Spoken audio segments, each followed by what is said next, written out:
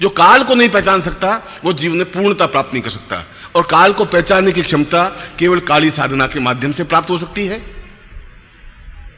क्यों काली स्वयं अपने आप में काल स्वरूपा है। काल का मतलब नहीं मौत, काल का मतलब ये नहीं होता, काल का मतलब कोई भयानक राक्षस नहीं। काल का मतलब है कि एक क्षण, जीवन का एक क्षण अपने आप में पूर्णता दे सकता है, सफलता दे सकता है, एक क्षण स्फुलिंग हो। संसार में काली साधना से तो ऊंची कोई साधना ही नहीं है, अद्वितीय साधना है, एक श्रेष्ठतम साधना है।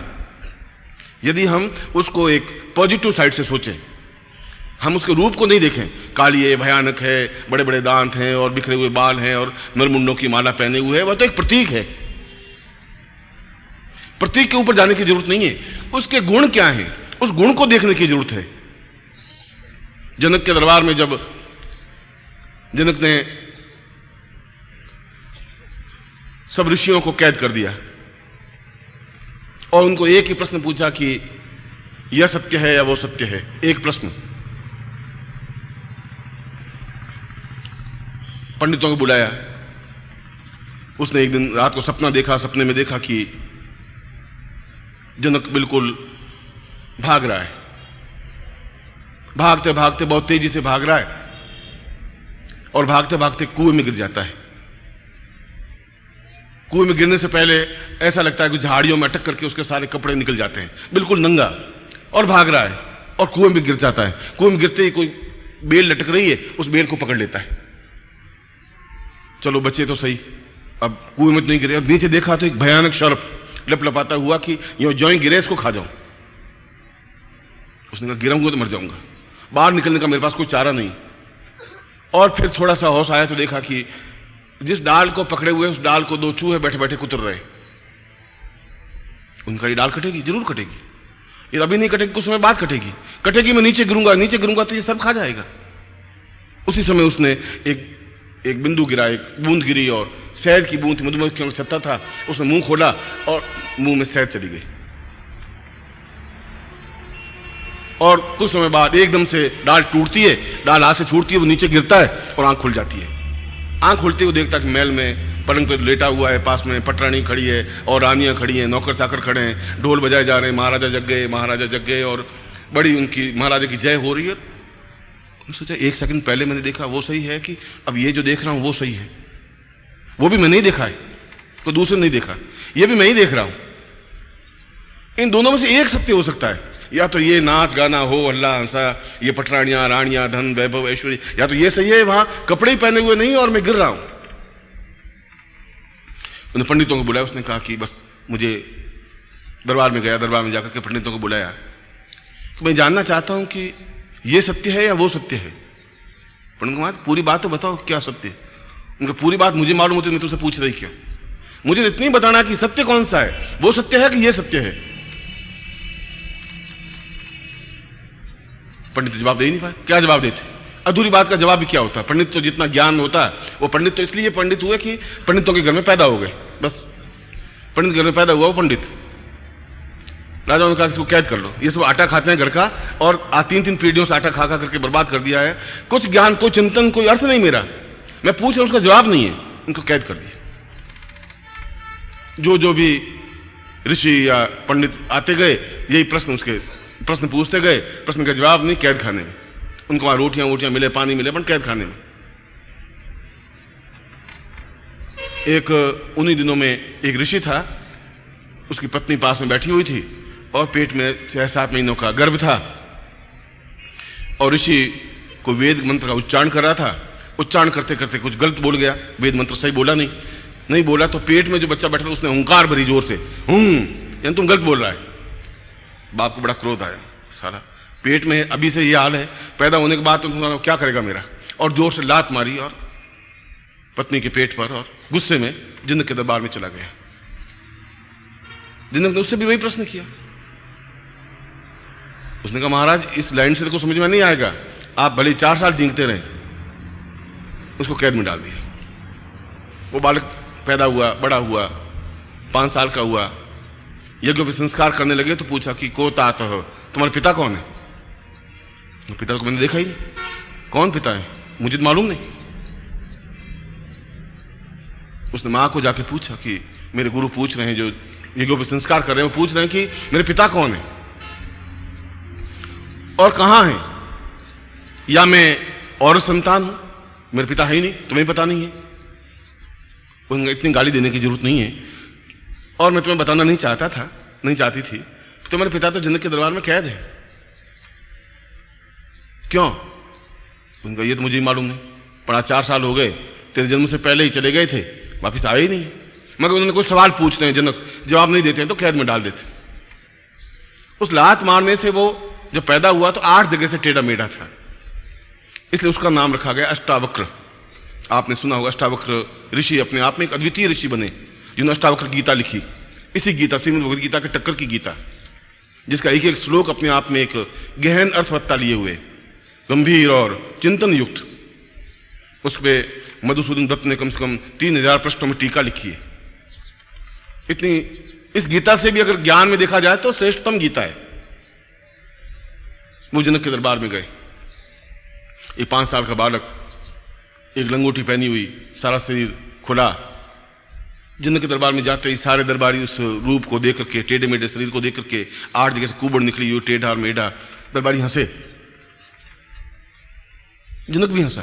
उसने कहा कि ये कौन? उसने कहा, कहो चमार ऊपर कैसे बैठे हो? जनक को कोई लड़का चमार कह दे तो एक राजा को दरबारियों के बीच में सेनापति ने एकदम तलवार निकाली। उसने कहा, तलवार मत निकाल, उन चमारों में चमार बन करके तुम तलवार क्या निकालेगा? तलवार से क्या होगा? पर विदेह जनक तो थोड़े विद्वान थे, बुद्धिमान थे। उनका, महाराज आपने चमार मुझे कहा तो कोई सोच समझ के कहा होगा।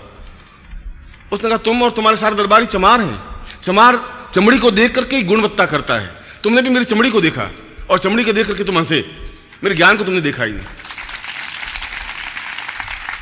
तुम्हारी परख तो मेरी चमड़ी तक है, तो चमार के अलावा तुम्हारी क्या विशेषता हो सकती है? मेरे गुण को बात करते, मेरे शरीर और मेरी आकृति और मेरे चमड़े को देख करके और चमड़ी को देख करके तुम क्या सोच रहे हो? जिनको एकदम ज्ञान आया, चिंतन आया। उसने कहा, आप आसन पर बैठिए, सिंहासन पर बैठिए। उसने कहा कि यही धर्म है, यही कर्तव्य है कि सन्यासी या गुरु आए तो आसन सिंहासन पर बैठे, तुम नीचे खड़े रहो। अब पूछो क्या बात है? उनका, महाराज प्रश्न तो इतना ही है कि यह सत्य है या वो सत्य है? कि जनक, यह भी सत्य है और वो भी सत्य है, और देखा जाए तो यह भी सत्य नहीं है और वो भी सत्य नहीं है। उसने कहा, साला ये क्या उत्तर हुआ? जैसा मेरा प्रश्न अटपटा वैसा ही उत्तर दिया अटपटा। उनका, महाराज मैं समझा नहीं। उनका, तेरी बात भी लोग समझे नहीं थे, अब तुम समझेगा कहां से? चमार कहां तक समझेगा? दीक्षा ले, पहले ज्ञान चिंतन ले, विचारधारा ले। वो मैं कह रहा हूं दोनों सत्य थे, वो भी सत्य था, क्योंकि जीवन में उसी रास्ते पर जाना है, कोई सिर पे कपड़ा रहेगा नहीं, और दौड़ते दौड़ते उस अंधकूप में गिरना ही है। और जहां तू डाल पकड़ी हुई है वह एक जीवन डोर है तुम्हारी, उस डाली के सहारे तू जिंदा है। और उस डाली को भी वो दोनों चूहे रात और दिन काट रहे, एक रात है एक दिन है, वो काट रहे। और रात दिन काटते काटते एक दिन 60 साल या 62 साल जब भी होंगे, वो डाली कटेगी और गिरेगा, और नीचे काट बैठा वो तुझे खा जाएगा। और ये तेरी तृष्णा है, वासना है, वो बूंद गिर रही है शहद की, वो एक वासना है जिसके भरोसे तुम जिंदा है। धन की तृष्णा, उस वो तृष्णा है, इसलिए वो सत्य है। जो ऐसा हो रहा है ऐसा ही होगा, ये तो होना ही है। मगर ये भी सत्य है जो तुम पटना देख रहा है, रानी देख रहा है, धन वैभव ऐश्वर्य, ये भी सत्य है, मगर ये भी रहने वाला नहीं है, इसलिए ये भी असत्य है। और यदि तुम अपने जीवन को अभी से ऊंचा उठा दे तो वो भी नहीं हो सकता, क्योंकि मृत्यु हो ही नहीं सकती। दोनों बातें सही। काली साधना और सरस्वती काल साधना, जो मैंने कल काल साधना बताई, वह और काली साधना अपने आप में इसी का प्रारूप है। और अष्टावक्र ने सबसे पहले उसको यही दीक्षा दी, काल दीक्षा। जनक जैसा विद्वान, विदेह है जिसको कहे, जिसको अपने शरीर का कोई चिंता ही नहीं, उनका देह मेरी है ही नहीं, विदेह केवल वही ऋषि कहलाया। और वही उनसे दीक्षा ली और सबसे पहले उसको काल दीक्षा दी। ये चिंतन दिया कि जीवन के उस, जहां तुम जीवन का अंत समझ रहे हो, काल के गर्भ में जाने का, जब काल ही तुम्हारे नियंत्रण में है तो काल फिर कौन सा रह जाएगा? तुम्हें काल का मालूम है, ज्ञान दूंगा तुम्हें, चिंतन दूंगा, काल तुम्हारे नियंत्रण में रहना चाहिए। और जहां काल नियंत्रण में है, जहां काल दीक्षा है, काल चिंतन है, काल साधना है, काल हो या चाहे काली साधना, दोनों का तात्पर्य तो एक है काल को अपने आप में गतिशील करने वाली काली है। और काल का मतलब है एक क्षण, अभी का क्षण, 2 मिनट बाद का क्षण, 5 मिनट पहले का क्षण, 10 साल पहले का क्षण, 10,000 वर्ष पहले का क्षण। मगर यह ठीक है कि काल को तो हम पहचान लेंगे, मगर प्रत्येक उस क्षण को, उस काल को तुम कैसे पहचानोगे जो विशेष क्षण है, विशेष काल का क्षण है? उसको पकड़ने की शक्ति भी तो आनी चाहिए तुम्हें। जो तो मृत्यु का क्षण है उसको पकड़ने की क्षमता ही नहीं होगी तो मृत्यु कब झपट्टा मार के चली जाएगी तुम्हें पता ही नहीं पड़ेगा। उस मृत्यु के क्षण को, मृत्यु के काल के क्षण को भी पकड़ने की तुम्हें युक्ति होनी चाहिए। और ये सभी साधनाएं, ये सभी चिंतन उस अष्टावक्र गीता में दिया हुआ है। काली की साधना, काल साधना और पूर्णत्व काल साधना की, काल को कैसे पकड़ा जा सकता है। कल का जो मेरा प्रवचन का आधार था वो अष्टावक्र गीता का बेस दिया हुआ था, जिसमें इन सारे आयामों को पूर्णता के साथ स्पष्ट किया है और कोई ऋषि कर ही नहीं सकता था। न उनको काल साधना का ज्ञान था, और साधना का ज्ञान था भी तो काल को पहचानने की क्षमता नहीं थी। और यदि काल को पहचानने की क्षमता आ भी जाए तो उस क्षण, उस काल को, उस क्षण को पकड़ने की क्षमता तो थी ही नहीं। इसलिए उस साधना का एक सरल रूप काली साधना है, जो कि 10 महाविद्याओं की प्रथम साधना है। वही स्थिति, आखिर हमें नरमुंड बनना ही है, ये मुंड तो नरमुंड बनेगा ही, आखिर हमें नीचे गिरना ही है, आखिर उसी का भक्ष्य हमें बनना ही है, उस काल का ही भक्ष्य बनना है, उसी भयानक मौत का जैसा उनका विकृत रूप है। आखिर हमारे जीवन की गति वही है। यदि उससे बचना है, क्योंकि मृत्यु तो कोई चाहता नहीं, कौन मृत्यु चाहेगा? और जो मृत्यु चाहते हैं वे अपने आप में नैराश्य भावना लिए हुए कि अब कुछ नहीं है, मर गए, सब बेकार हो गया। अब से नेगेटिव साइड तो आप सोचते ही रहे, पूरा जीवन आपका सत्य। आपके पास में बैठने वाले भी दुखी होंगे, आप तो दुखी हैं ही।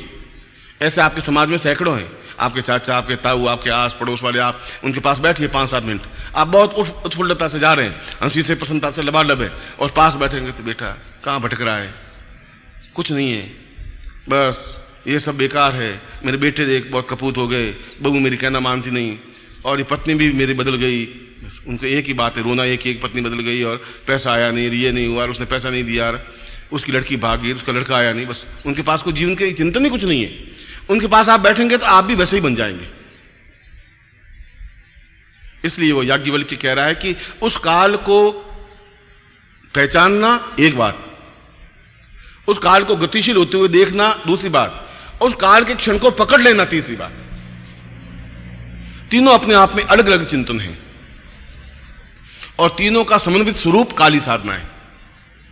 और काली साधना का बेस नवार्ण मंत्र है, ऐं ह्रीं क्लीं चामुंडा विच्चे। ये उसका मूल चिंतन है, मूल मंत्र है, जिसको आपको सुबह सुबह मंत्र जाप करवाया जाता है। यद्यपि इसमें तीनों महाशक्तियों का समन्वित स्वरूप है, ऐं ह्रीं और क्लीं, महाकाली, महालक्ष्मी, महासरस्वती। एक बार पूरे कोई शिविर, नवार्ण शिविर लगा था या कोई शिविर लगा था, मैंने इस नवार्ण मंत्र को ही 9 दिन तक पूरा समझाया था कि चामुंडा का तात्पर्य क्या है और विच्चे का तात्पर्य क्या है, चा का अक्षर क्या है, मुंह का तात्पर्य क्या है, मुंड शब्द क्यों है, या ऐंग क्या है, रींग क्या है। और तो एक लंबा चौड़ा विषय है, उस विषय पर तो बोलने के लिए 15-20 प्रवचन चाहिए उस नवार्ण मंत्र को। मगर मूल रूप से काली साधना का आधार मूल मंत्र ऐं ह्रीं क्लीं चामुंडा विच्चे। मगर यहीं तक समापन नहीं हो जाता, यह सब कुछ समाप्त नहीं है। समाप्त तो कुछ और चीज है कि उस काली साधना के माध्यम से काल के क्षण को पकड़ें, क्योंकि यह साधना सरल है। उस काल की साधना अत्यंत कठिन है, जो हमारे सामने है ही नहीं, तुम उसकी साधना कैसे करोगे? तुम्हारी दृष्टि एक प्रतीक होनी चाहिए, बिना प्रतीक के तुम कुछ कर नहीं सकते। तुम भगवान की मतलब शिव की साधना करना चाहो तो एक शिवलिंग होना चाहिए तुम्हारे सामने, बस। फिर तुम उसमें दूध भी चढ़ा दोगे, जल भी चढ़ा दोगे, फिर तो तुम साधना कर लोगे। बिना प्रतीक के तुम साधना नहीं कर पाते हो। चाहे वो लक्ष्मी की हो तो लक्ष्मी का एक चित्र होना चाहिए, कुछ नहीं हो तो उसकी मूर्ति होनी चाहिए, कुछ हो फिर आप उसको पूजन अर्चन, अगरबत्ती, धूप, दीप सब करते रहोगे। बिना प्रतीक के नहीं हो रहा है, क्योंकि आपके चर्म चक्षु बिना प्रतीक के साधना कर ही नहीं सकते। इसलिए काली के साधना को सरल माना है उस काल साधना की अपेक्षा, कि काली साधना के माध्यम से अगली छलांग तुम्हारी काल साधना है। कुछ सन्यासी शिष्यों ने इन साधनों को सीखा था, सीखा और अपने आप में एक एहसास किया कि वास्तव में एक तेजस्वी साधना है, अद्वितीय साधना है। और मैं ढूंढ रहा हूं कोई गृहस्थ शिष्यों में से कोई शिष्य उठ करके बाहर आए कि मैं आपके साथ साधना करने के लिए तैयार हूं, मैं सीखना चाहता हूं। एक चैलेंज का भाव हो। मगर अच्छे शिष्य मिलना भी तो एक भाग्य की बात होती है। अच्छे शिष्य मिलना, अच्छे गुरु मिलना, ये जीवन के एक चिंतन है। किस क्षण विशेष में गुरु मिल जाए कुछ पता नहीं। मैं वहीं वापस आ रहा था तुम्हारे पास, वो क्षण है, गुरु आए और तुमने नहीं पहचाना और गुरु पास में से निकल गए। ये नवरात्रि का शिविर आया, आप खड़े हुए, मैं भी खड़ा हुआ और हम दोनों एक दूसरे से मिले एक क्षण विशेष में। आपने हमें समझने की कोशिश की, मैंने आपको देखने की कोशिश की और पास में से निकल गए। पूरा जीवन अपने आप में खत्म हो गया। कोई जरूर नहीं कि दूसरी बार वह गुरु उसी रूप में आपको मिले ही, वरना हम किस रूप में आपको मिले और उस समय आपकी मनोवृत्ति कितनी बदली हुई हो। उस क्षण को पकड़ने का मतलब है कि जो ही आमने सामने की स्थिति बने उसी समय आप उनके पांव पकड़ लें और अपने आप को समर्पित कर दें। वह क्षण को पकड़ने की क्रिया हुई। पहचान सोचें कि कोई बात नहीं, अब की बार देख लेंगे, गुरु भी कोई बात नहीं, फिर कभी दीक्षा दे देंगे, देखा जाएगा, इसको परख लेंगे, वो भी सोचता है। वो तो क्षण अपने आप में बदल गया।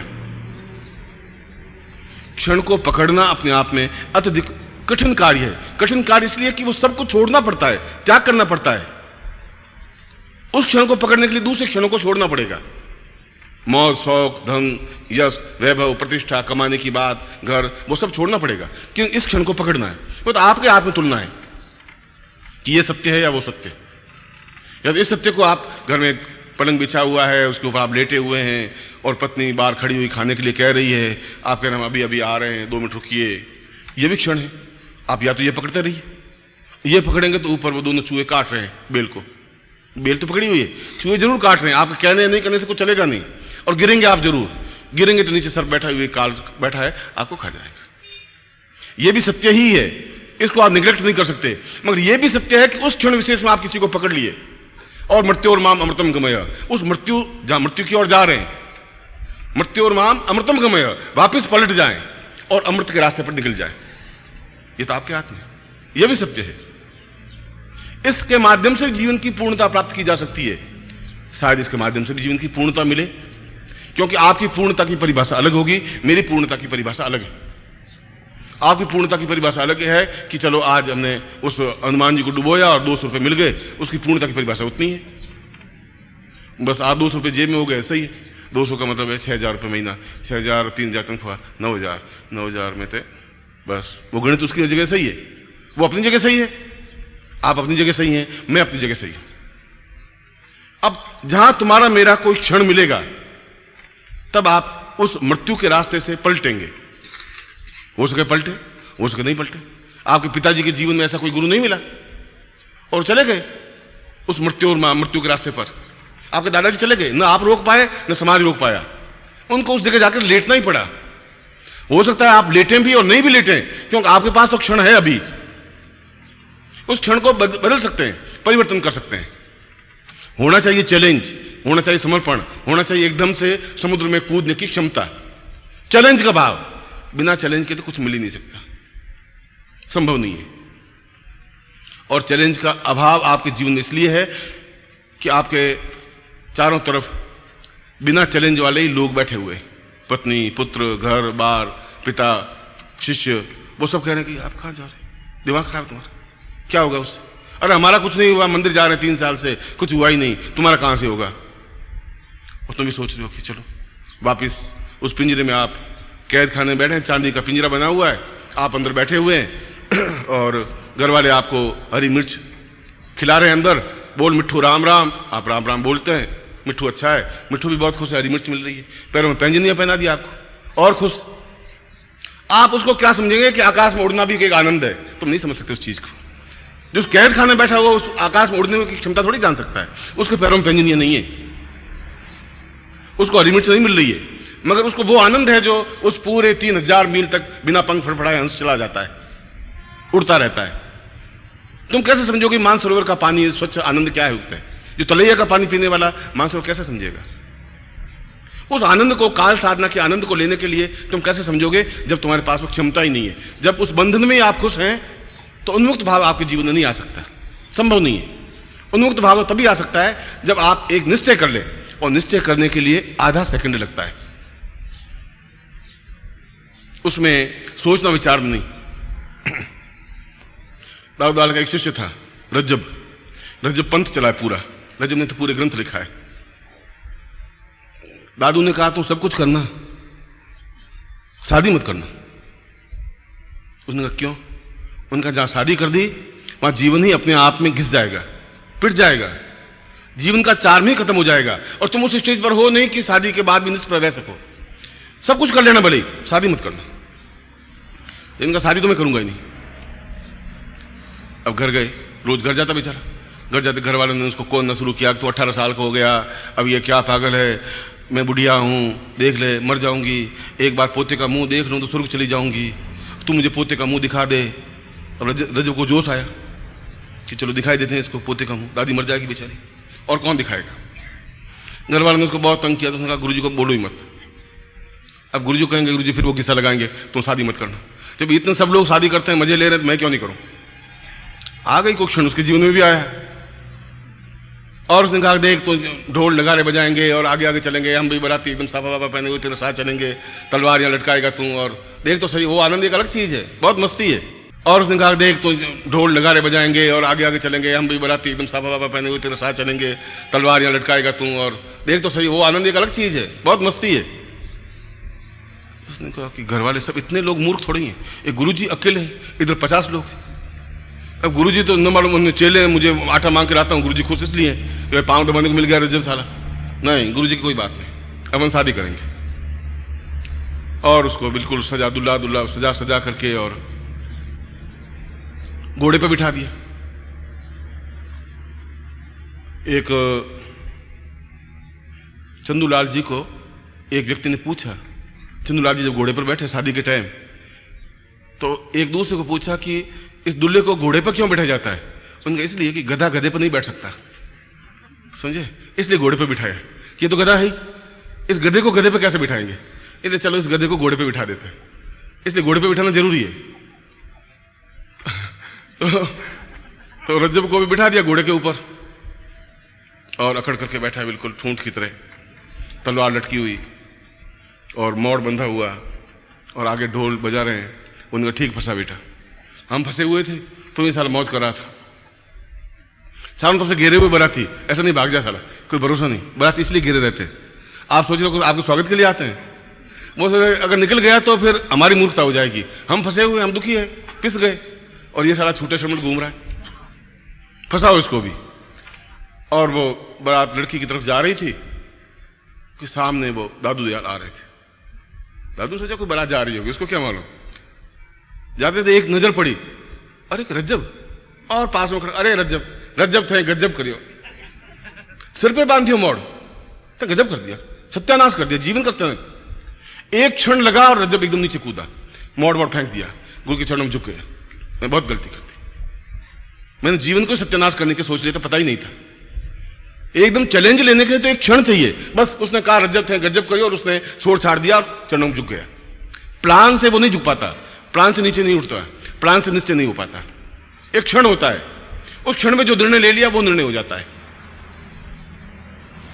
और ऐसा जो क्षण में चैलेंज लेने वाला होता है वही पुरुषोत्तम हो सकता है, वही पुरुष हो सकता है। उस दिन मैं नर और पुरुष और पुरुषोत्तम के डिफरेंस आपको समझा रहा था, वो डिफरेंस है समाज में हमारे, उसको समझने के लिए ही जीवन की पूर्णता आवश्यक है। इसलिए कल मैंने उस साधना को आपको समझाया था जो दूसरे प्रकार में काल साधना है, याज्ञवल्क्य की साधना है। जो काली साधना है वो अपने आप में उसका प्रारंभिक रूप है उस काल साधना का, क्योंकि हम प्रतीक रूप में पूजा कर सकते हैं, काली है, नरमुंड है और उसके सामने बलि देंगे और उसके सामने काली काली करेंगे और जो भी काली का मंत्र है वो मंत्र जाप, रिंग रिंग क्रिंग काली के चंडी दक्षिणे, ऐसा मंत्र जाप करेंगे। यह भी अपने आप में सही है, काली मंत्र भी, और काली मंत्र के माध्यम से तो आंख में उतनी ज्वाला पैदा हो जाती है कि आदमी समाप्त हो जाता है, गिर जाता है, इतनी तेज, इतना वेग आता है, इतनी लपट निकलती है कि सामने वाला शत्रु खड़ा ही रह गया तो फिर काली साधना की क्या। मगर उसके लिए तुम्हारा धरातल उतना ऊंचाई पे पहुंचना चाहिए, आप आंख में झेलने की क्षमता होनी चाहिए उस वेग को। मैंने कई बार कहा कि आप मेरे प्रवचन के बाद जाना और सूर्य की ओर देखना थोड़ा, आप 1 सेकंड के बाद सूर्य को देख नहीं सकते, बस 1 सेकंड ज्यादा से ज्यादा पानी भर जाएगा और आंख नीचे करनी पड़ेगी, मसलना पड़ेगा। जब 1 सेकंड तक सूर्य को नहीं देख सकते और काली का या लक्ष्मी का या देवताओं का जाज्वल्यमान स्वरूप हजारों हजारों सूर्य के समान प्रकाशवान है, तो आपकी आंखें कैसे देख पाएंगी उसको? कहां आपकी आंखों में ताकत है? कैसे क्षण पहचान पाओगे? उसके लिए आपको ज्ञान चक्षु या आत्मचक्षु खोलने होंगे। ज्ञान चक्षु तो गुरु खोलेगा कि ये सही तथ्य है, ये चिंतन सही है। आत्मचक्षु अपने आप खुलेंगे, जिसके माध्यम से यदि वह प्रत्यक्ष हो भी तो आप देख सको, देखने की क्षमता आ सके। अंततः आप समाप्त हो जाएंगे। आप 1 मिनट या 60 सेकंड तक सूर्य को देखिए, 30 सेकंड देखिए। देखने का भाव आने के लिए भी आपकी उस धरातल पर होना चाहिए। जब आप उस धरातल पर नहीं है तब उस काली को आप प्रत्यक्ष कैसे देख पाएंगे? उस धरातल पर पहुंचने के लिए कई क्रियाएं हैं, कल भी मैंने वही समझा रहा था। इसलिए काली साधना में उस आंख में उतनी लपट उठती ही है, होती है, मगर यदि आप उसकी धारण शक्ति को ले सकें, वह तो कोई गुरु मिले आपको, वह तो कोई आप शिष्य बन सके, वह तो कोई क्षण हो जो आपके पकड़ में आए, वह जीवन अपने आप में काली के चरणों में व्यतीत हो जाए। जब काली साधना होगी तो काल साधना तो अपने आप हो जाएगी।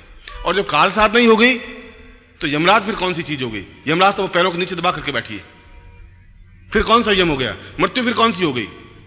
वो तो हम पहले कह रहे हैं मृत्यु और माम अमृतम गमय, मृत्यु से अमृत्यु की ओर जा रहे हैं। अब मृत्यु की ओर नहीं जा रहे, इस समय जा रहे हैं। इस हम धीरे धीरे सरकते जा रहे हैं मृत्यु की ओर, और एक दिन अवश्य ही उस मृत्यु में उस ग्रास को हो ही जाएंगे। इस जीवन के चिंतन को, ये जो कुछ इन 8 या 9 दिनों में मैंने आपको बात बताई, जो तथ्य दिए, इस नवरात्रि में अगर आपको मैं केवल एक ही तथ्य देता तब भी अपने आप में ज्ञान का पूर्णता हो पाती। ज्ञान कोई तराजू में तोड़ कर नहीं दिया जाता, 5 किलो ज्ञान दिया जाए, या पुस्तक, ज्ञान की पुस्तक कोई 5 किलो की ज्यादा वैल्यूबल है और 2 पन्ने बहुत ज्यादा कमजोर हैं, ऐसा नहीं होता।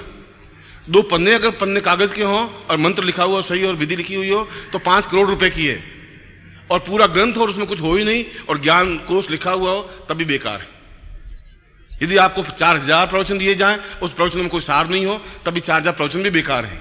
और यदि सारभूत केवल एक क्षण का भी कोई प्रवचन दे दिया जाए तब भी अपने आप में पूर्ण जाज्वल्यमान बन सकता है।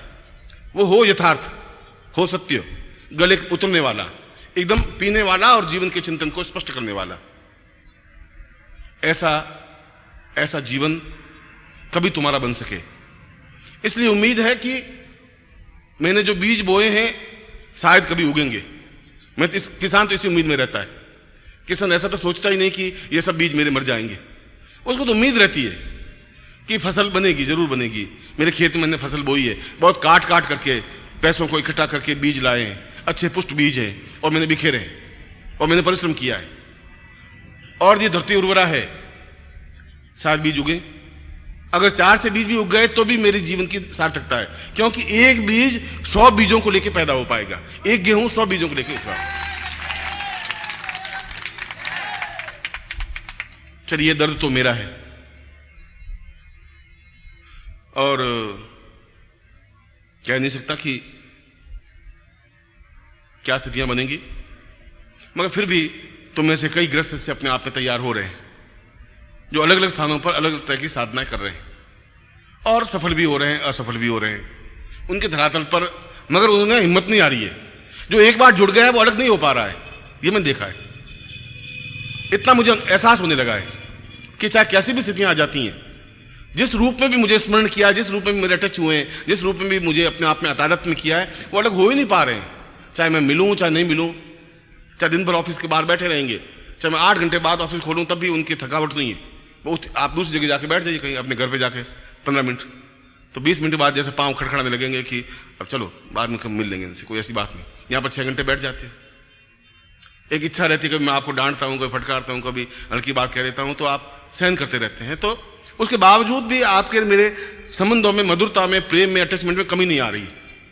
जो 20 साल पहले थे उनका भी प्रेम उतना ही उर्वर है, इस बात का मुझे एहसास है। और ये इसलिए है कि उस दिन भी मैंने बताया था कि ये तुम्हारे मेरे संबंध आज के इस युग के 2-4 साल के हैं ही नहीं। ये इस बात का प्रमाण है कि 20 साल के बावजूद भी उतनी ही तरोताजगी के साथ में संबंध बने रह सकें, ये जरूर इसकी बेल काफी पुरानी होगी, काफी पीछे की ओर होगी, और वो है। और हर बार मैं तुम्हें यही बात कहता हूं जिस बार तुम्हें कह रहा हूं, हर बार कह रहा हूं कि तुम अपने जीवन को बर्बाद कर रहे हो।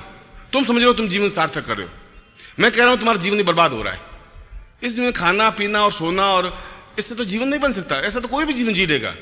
तुम्हारे पास एक तथ्य है, ज्ञान, एक चिंतन है, एक व्यक्ति है, एक अष्टावक्र है, एक गुरु है। तुम उसको लेकर के उस जगह पर पहुंच सकते हो जो अपने आप में अमृत्यु है, अमृत है, जो अपने पूर्णता है, जहां पूर्णमदः पूर्णमिदं कहा गया है। तुम पहुंच सकते हो, तुम्हारे पास टाइम है, जीवन का पड़ाव है। और इसीलिए अगर इस बार भी आप नहीं मानेंगे तो फिर अगले जीवन में फिर जन्म लेना पड़ेगा आपको। लेंगे फिर 20-25 साल होंगे, फिर भटकेंगे, फिर आप मेरे पास आएंगे। कहां जाएंगे? आना तो वही है, जैसे उड़ी जहाज को पंछी पुनः जहाज पे आवे। फिर गुरुदेव, अच्छा भाई आओ, ठीक किया तूने। क्या कर रहा था? कि गुरुदेव बस मैं किराने की दुकान कर रहा हूँ, शादी हो गई गुरुजी और 3 बच्चे हो गए हैं। ये तो अच्छी उपलब्धि की बेटा, बहुत। इसके लिए तो ट्रेनिंग देने की जरूरत नहीं, गुरु के पास जाने की जरूरत नहीं थी। बच्चे पैदा करने के गुरु से थोड़ी पूछना है, वो तुम सही कर दिया काम, ये काम तो हो गया। अब गुरुदेव ये है कि दुकान चलनी चाहिए। अरे पिछली बार मना किया था, दुकान की चिंता मत कर, मैं तुम्हें काली की बात गुरु जी, काल वाल तो सब सही है गुरु जी, पर आप मेरी बात तो सुनिए पहले। फिर उसकी सुनता हूँ, हाँ भाई बोल। गुरु जी ऐसा हुआ कि मेरे पास 8,000 रुपये थे और 8,000 रुपये दुकान पे लगा दिए गुरु जी। फिर ऐसा हुआ, फिर पत्नी रोज लड़ती है गुरु जी, मैं भी लड़ता हूँ गुरु जी कभी कभी, मगर वो ज़्यादा लड़ती है गुरु जी। मैंने कहा चलो देखभाल के लाया, तो नहीं सब देखभाल के लाया, इंटरव्यू लिया, पूछा, सब बातचीत पूछी। उस समय तो ठीक ठाक थी, बाद में साड़ी बदल गई। मैं कोई बात नहीं, बदली तो ठीक हो जाएगी, अब तुम क्या करूँ, मैं क्या करूँ? उनका गुरु जी को ऐसा वशीकरण सिखा, वो ठीक हो जाएगी। बस आप फिर पत्तों पे घूमते रहेंगे। फिर कोई शिविर होगा, मैं बोलूंगा देखो भाई ये सब ठीक नहीं है, इसमें कुछ नहीं है, ये साधना करनी है। फिर आप सुनते रहेंगे, तो सुनना मजबूरी, तुम्हारे क्या करोगे तुम? फिर अष्टमी आई, उमाष्टमी हुई, तुम अपने घर, मैं अपने घर, चलो ये जीवन भी खत्म हुआ। फिर मैं वापस आप आओगे, फिर मैं जन्म लूंगा, फिर मैं ये बात दोहराऊंगा। तुम्हारी जितनी इच्छा हो जन्म लेते रहना, मैं तो आऊंगा तुम्हारे पास, कहूंगा यही, बार बार ठोक ठोक के कहूंगा। या तो पहली बार में आप समझ जाए, वो तो आपकी मर्जी है, बाकी मुझे तो कष्ट उठाना ही पड़ेगा तुम्हारे लिए, फिर आना ही पड़ेगा तुम्हारे पास में। और ये तो है ही, क्योंकि न मालूम किस जीवन में क्या वायदा मैं तुमसे कर लिया था कि तुम्हें पूर्णता तक पहुंचा दूंगा। मुझे थोड़े मालूम था कि तुमने जिद पकड़ रखी है कि पूर्ण तक जाना ही नहीं है साला। ये देखा है, इस बार तो गुरु जी को हरा ही देंगे। और मैंने निश्चय कर लिया कि मैं हारूंगा नहीं, मैं निश्चय रूप से तुम्हें पूर्ण तक पहुंचा के दूंगा।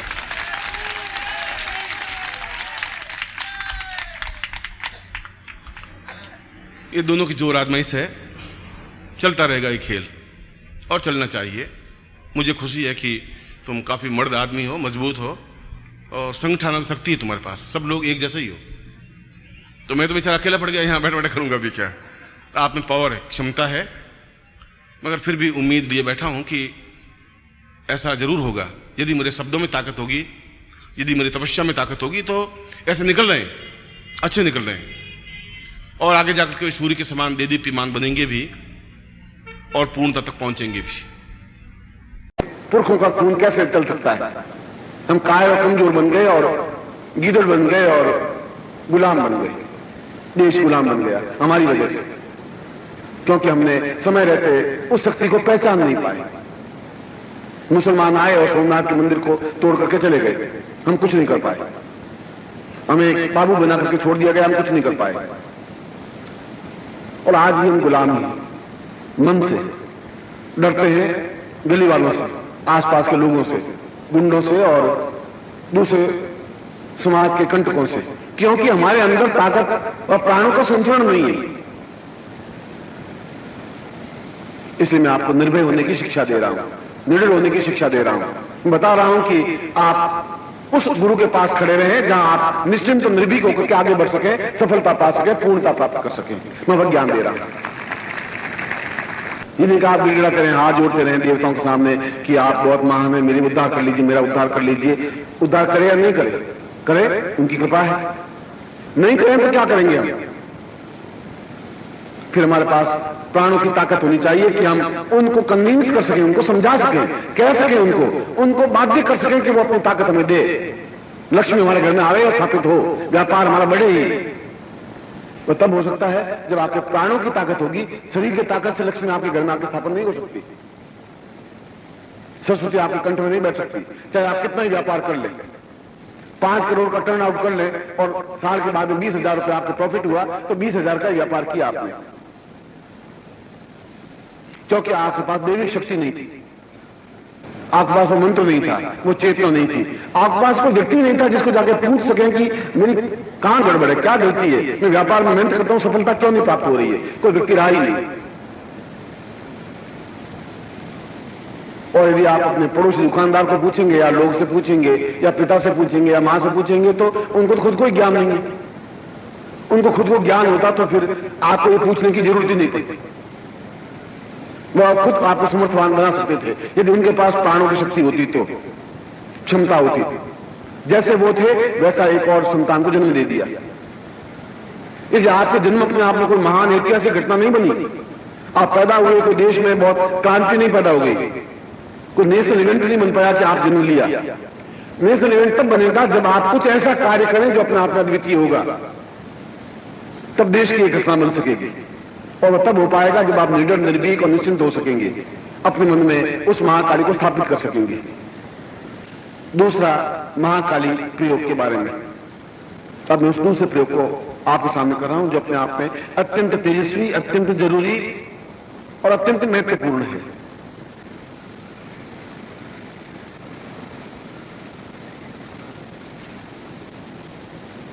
महत्वपूर्ण इसलिए है कि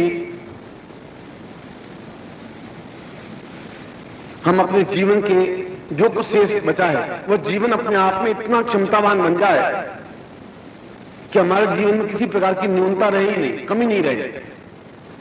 वही श्लोक में प्रारंभ कर रहा हूं कि उसमें बताया है कि हम अपूर्णता से पूर्णता की ओर बढ़े। पूर्णता का तात्पर्य हमारे जीवन में कोई कमी रही ही नहीं, जो कुछ चाहे वह मिल जाए। अपूर्णता हम प्रयत्न करते रहे, प्राप्त हो ही नहीं। हम मेहनत करते रहे, व्यापार बढ़े ही नहीं। हम पूरा परिश्रम करने के बाद भी शरीर को स्वास्थ्यमय नहीं बना सके।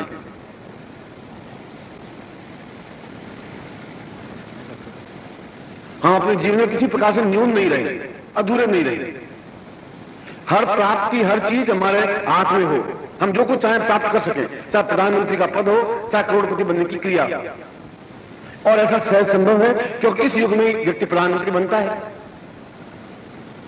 ऐसा व्यक्ति भी प्रधानमंत्री बन सकता है जो हवाई जहाज चलाना जानता था, उसको राजनीति का ज्ञान ही नहीं था, वो भी प्रधानमंत्री बन सकता है।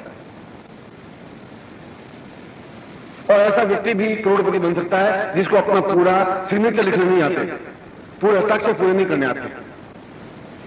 हम राजस्थान में एक बांगड़, कलकत्ता के बहुत बड़े बिजनेसमैन है, अरबपति हैं, और उनको सिग्नेचर आपने देखा नहीं है, पूरे लकड़ी की डंडी से जैसे बहुत गौड़ लिखते हैं, बगड़ लिखते हैं, बस खत्म। चौथा अक्षर उन्हें जिंदगी में सीखेंगे पढ़ने के लिए कि पहले दिन, और पहले दिन जाकर मास्टर की खोपड़ी में वो स्लेट मार करके घर आ गए कि उन्होंने मुझे गाली दे दी इसलिए मैं नहीं पढ़ूंगा। पढ़े ही नहीं, बन गए करोड़पति, क्योंकि उनके पास शक्ति थी,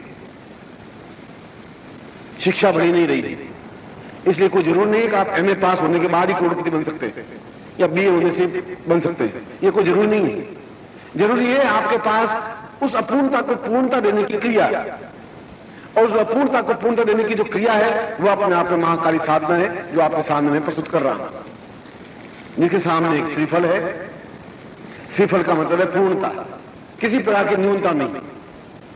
धन, यश, मान, पद, प्रतिष्ठा, ऐश्वर्य, सुख, भोग, विलास, जो कुछ हम प्राप्त करना चाहें प्राप्त करें। क्यों कमी रखें? हम गरीब क्यों रहे, दुर्भिक्षशाली क्यों रहे, व्यापार में न्यूनता क्यों रहे, हम रोगी क्यों बने? हम सब कुछ प्राप्त करें। इसे उसके प्रतीक रूप को नारियल कहा गया है और श्रीफल कहा गया है, और उसके सामने उस यंत्र को, दोनों हाथों में उस यंत्र को लें और उसके ऊपर श्रीफल रखें। बहुत महत्वपूर्ण मंत्र है जिसके माध्यम से उस अपूर्णता से पूर्णता की क्रिया आपके शरीर में भर सकोगे। शास्त्रों में काली तंत्र है, और काली तंत्र में कहा गया है क्रीम बीजम विश्वम परिस्तुतई ससेच्य। क्रीम बीज अपने आप में इतना उच्च कोटि का बीज है कि संपूर्ण विश्व को अपनी मुट्ठी में दबा सकता है व्यक्ति। विश्व उसके हाथ में हो सकता है। आज मैं ज्योतिष पर कोई बोलूंगा तो पूरा ज्योतिष समुदाय पूरे भारतवर्ष का ध्यान से मेरी बात को सुनेगा, छोड़ नहीं सकता वो। उसको एहसास करना पड़ेगा कि आज दानिश तिवारी ने ये ज्योतिष की एक नई तथ्य निकाला है, इसमें वजन है, ये चीज है। नकार नहीं सकता कोई भारतवर्ष का कोई व्यक्ति। क्योंकि मैं जब बोलूंगा तो पूरा बात सुनेगा, सुनने के लिए बाध्य होगा। कल का दिन महाकाली दिवस है। महाकाल पर विजय प्राप्त करने के लिए महाकाली प्रयोग संपन्न करवाऊंगा। और महाकाली शास्त्रों में कहा है कलो चंडी विनायको। कलयुग में दो ही देवियां जल्दी सिद्ध होती हैं, या तो चंडी, चंडी माने जगदम्बा, दुर्गा, भवानी, महाकाली, जो भी, विनायको माने गणपति। ये दो ही देवता ऐसे हैं, कलो चंडी विनायको। कलयुग में दोनों ही तुरंत सिद्धि प्राप्त करते हैं। और काली सिद्ध करने का तात्पर्य है समस्त अभावों पर, जीवन के समस्त अभावों पर पूर्ण रूप से विजय प्राप्त करना। महाकाली का आपने स्वरूप देखा होगा कि वह शिव के छाती पर प्राण रखी हुई खड़ी है और गले में नरमुंड माला पहनी हुई है और जीभ निकली हुई है, हाथों में 10 आयुध है। ये अपने आप में पूर्ण भगवती का साक्षात स्वरूप है, पूर्ण शत्रु मर्दिनी स्वरूप है। और शत्रु का मतलब दुश्मन आदमी नहीं, वह तो है ही। शत्रु का मतलब घर में कलह, वह एक शत्रु है, अभाव एक शत्रु है, दुर्भिक्ष एक शत्रु है, समस्याएं एक शत्रु है, परेशानियां एक शत्रु है, घर में कोई लड़ाई झगड़ा है तो शत्रु है, भाई भाई के बंटवारे में कोई चीज है तो शत्रु है, पड़ोसी लड़ाई झगड़ा कर रहा है तो शत्रु है, हमारे अंदर क्रोध की भावना ज्यादा है तो शत्रु है, हम जो इच्छा पूरी चाहते हैं वो नहीं हो रहा है तो शत्रु है, फैक्ट्री बंद है तो शत्रु है, अवसर में क्या न माना तो शत्रु है। और इन सब पर पांव रखती हुई जो सिद्धि देने वाली देवी है उसको महाकाली कहा गया है। और जीवन में वह अपने आप में सौम्य साधना है। फिर मैं आपको बता देता हूं, महाकाली साधना उतनी ही सौम्य है जितनी कि हम दूसरी साधना करते हैं, गणपति की साधना करते हैं। ऐसी स्वरूप अपने आप में तेजस्वी है, वह तेजस्वी स्वरूप है। और कहते हैं कि जब तक महाकाली सिद्ध नहीं होती तब तक अन्य साधनाएं सिद्ध नहीं होती, क्योंकि वह जो नीचे है वो अपने आप में शव है। उस शव पे पांव रखने से वो अपने आप में शिव बन जाता है। शव और शिव में इकार की डिफरेंस है। इकार अपने आप में शक्ति का स्वरूप है। इसलिए तब तक हम सब रूप बने रहेंगे जब तक हमें शक्ति का संचार नहीं होगा। या तो मुर्दे के रूप में रहें जिंदगी भर, सांस लेते रहें, या शक्ति का संचार करें। इसलिए वो प्रतीक है चित्र कि उस शव के ऊपर दाहिना पांव रखा हुआ और पूर्ण जीव निकली हुई, पूर्ण तेजस्वी आकार युक्त और शत्रुओं पर पूर्ण प्रहार करने वाली क्षमता। ऐसी अगर हमारे सिद्ध हो जाए, हमारे साथ हो जाए, तो फिर पूरे तीनों लोगों को विजय प्राप्त करने में भी किसी प्रकार की न्यूनता नहीं रहेगी। आपने रावण संहिता शायद आपको पढ़ने को नहीं मिली। रावण अपने आप में तेजस्वी ब्राह्मण था और उसने लिखा है महाकाल्यम रूपम भवत सहितम दूर्वदवचम सहितव्यम नेत्रम सकलपुरमेवं सहितवैहि। उसने कहा कि महाकाली तुम अपने आप में इतनी तेजस्वी थी, इतनी सौम्य, मैं मां की गोद में बैठने से भी इतना सुख नहीं मिलता जितने में तुम्हारे पास बैठने से सुख मिलता है। इतनी तुम्हारे नेत्रों से करुणा, इतना ही क्रोध बरसता है। कोई संभव नहीं है कि कोई शत्रु मेरे सामने खड़ा हो सके, और रावण के सामने कोई शत्रु खड़ा हो ही नहीं सका। वह तो उसने एक अन्याय किया है, दूसरी स्त्री का हरण किया है, एक पातिव्रत धर्म को खंडित किया। उस पाप की वजह से उसका नाश हुआ, वो एक अलग बात है। मगर सबसे पहले पुष्प की विमान उसने बनाया और कोई नहीं बना सका, देवता भी नहीं बना सके थे। सबसे पहले अपनी पूरी नगरी को सोने की लंका वो बनाया और कोई नहीं बना सकेंगे। अपना विद्वान था तो वह था। और वही ऐसा ही श्लोक वाल्मीकि रामायण में भी आया है, न भाव्यम देवम सहित शिव शक्ति सहित वही। तब तक मनुष्य पूर्णता प्राप्त कर ही नहीं सकता जब तक अपने आप के शव को, अपने मुर्दा रूप को शक्ति के साथ में पूर्ण जीवंत नहीं बना दे। और जब जीवंत बन जाए तो अपने आप में पूर्ण रूप से शिवमय बन जाता है, कल्याणमय बन जाता है, तेजस्वी युक्त बन जाता है, चैतन्य बन जाता है और समस्त प्रकार के विकारों शत्रुओं पर पूर्ण रूप से हावी करने में समर्थ हो जाता है। क्योंकि प्रत्येक पल महाकाली उसके साथ रहती है, मार्गदर्शन करती रहती है। हर क्षण जो भी जीवन में काम हो अपने आप स्वप्न में दे देगी, ये काम तुम्हारे अनुकूल नहीं है, इसके साथ तुम्हें सौदा नहीं करना है, तुम्हें कल ये कष्ट आने वाला है, कल तुम ये समस्या होना, तुम कल वाहन नहीं चलाओगे। अपने आप स्वप्न में महाकाली बिल्कुल रक्षा करती हुई कि रक्ष रक्ष महाकाल्य पूर्ण रक्ष चाहिए, रक्षा करती है। केवल महाकाली रक्षा कर सकती है, जो बिल्कुल स्वप्न में गाइड करती रहती है। ये कार्य तुम्हें नहीं करना क्योंकि कल एक्सीडेंट होने वाला है, कल तुम्हारे घर में तकलीफ आएगी, कल ये समस्या तुम्हारे सामने आएगी। कल बताऊंगा कि स्वप्न में महाकाली किस प्रकार से किसी प्रकार की ध्वनि देती है, कल प्रयोग में समझाऊंगा। कल श्रेष्ठतम प्रयोग होगा महाकाली प्रयोग, जो आपके जीवन का एक श्रेष्ठतम प्रयोग हो। मैं आपको आदेश आशीर्वाद देता हूँ, कल्याण कामना करता हूँ, पूर्णता देता हूँ। तुम्हारी महालक्ष्मी से पहले माँ काली को शब्द किया गया, या हिंदू लोग महालक्ष्मी, महाकाली, माँ ये बोलते, तो बोला महाकाली, महालक्ष्मी, ऐसा क्यों बोला?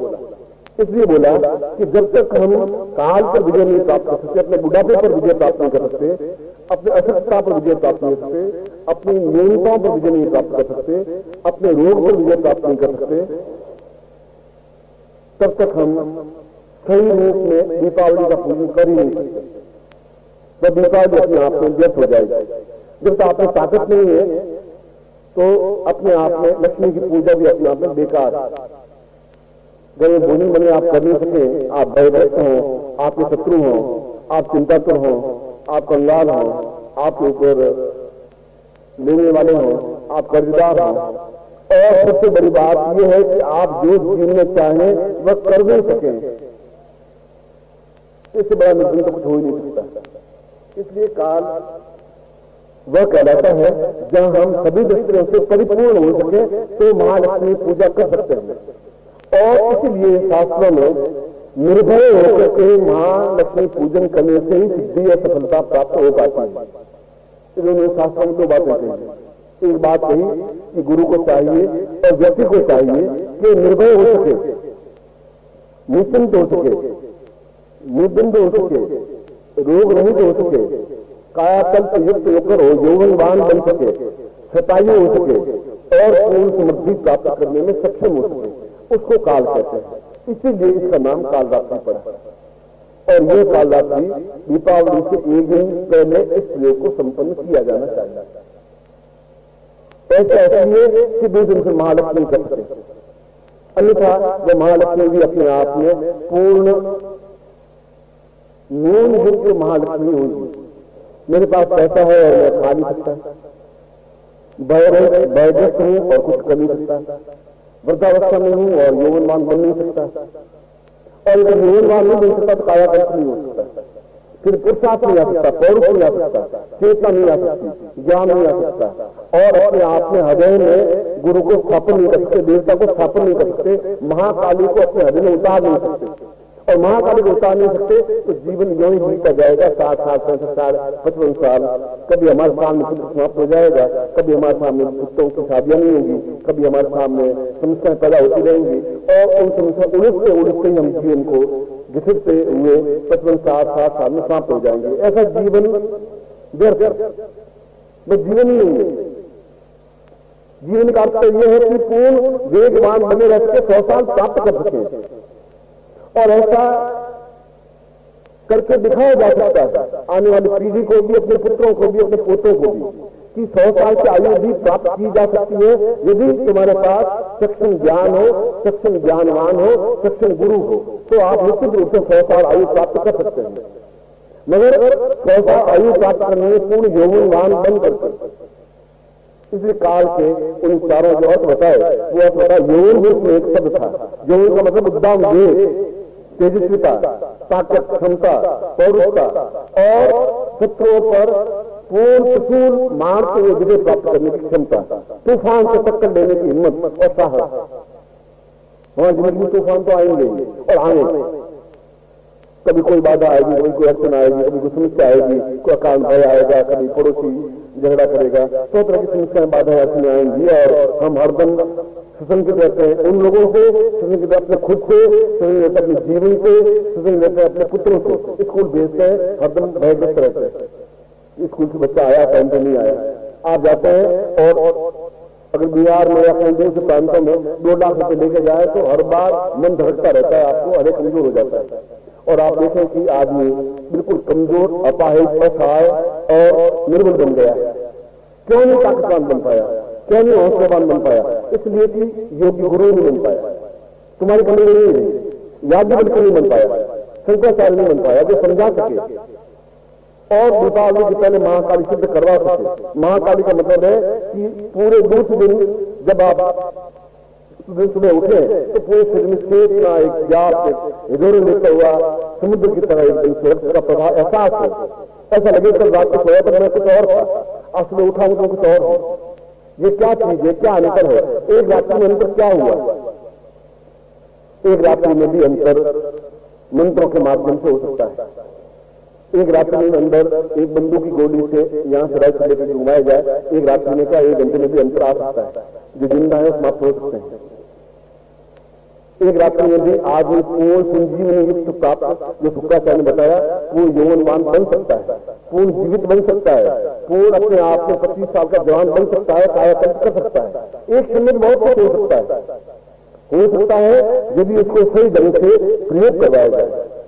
लोगों को मैंने यही बताया कि मैं आपको ऐसे घिसे पीछे प्रयोग बहुत करवाए, ये सारे प्रयोग अपने आप में छुपे रह गए, छुपे से रह गए कि करवा नहीं सके, करवाए नहीं, समय नहीं आया या भाग्य में लिखा नहीं होगा। विलाद लिखन विधाता भाग्यो राम पूर्व देवम, संसार में सब चीजें तो हैं, बिना भाग्य की वो प्राप्त हो नहीं सकती। और भाग्य को केवल मंत्र ही बदल सकते हैं। आपके भाग्य में जो कुछ लिखा है वो आप भोग रहे हैं, फिर गुरु की जरूरत है ही नहीं आपको। फिर गुरु की जीवन क्या जरूरत है? जो भोगना है भोग नहीं है।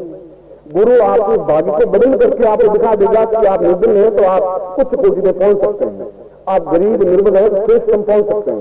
गुरु बता सकता है आपको। इसलिए गुरु को मंत्र कहा गया है, इसलिए गुरु को सिद्धि कहा गया है, इसलिए गुरु को साधना कहा गया है, इसलिए गुरु को पुरुष श्रेष्ठ कहा गया है। इसलिए कहा गया है कि ऐसा गुरु हो जो अपने आप में सब कुछ लुटा में क्षमता रखता हो और सही ढंग से निवेदन करके समझा सकता हो। नहीं समझे, ये तुम्हारे दुर्भाग्य की बात।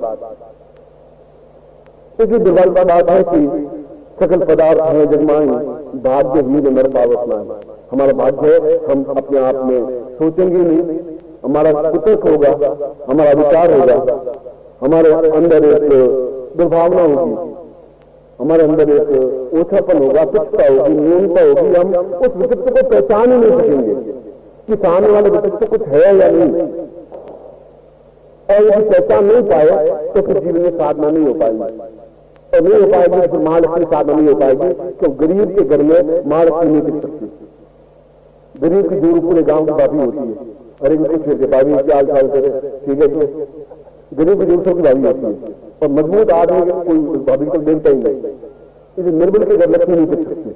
ताकतवान, क्षमतावान, ऊर्जावान होता है तो अपने आप में वह सब कुछ प्राप्त कर सकता है। 100 साल की आयु, 1000 वर्ष की आयु भी प्राप्त कर सकता है।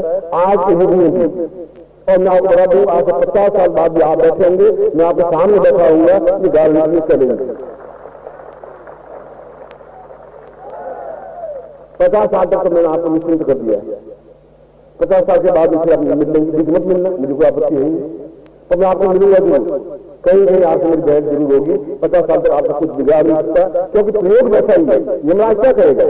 याद बोले कि यम तो कोई चीज है ही नहीं। जो काल व्यक्तित्व खड़ा है, काल पुरुष खड़ा है, यम क्या करेगा? वो तो अंशीभूत है। बाकी तो ब्रह्मा के, विष्णु के नहीं, अंशीभूत रूप है, अजनो गण रुद्र के।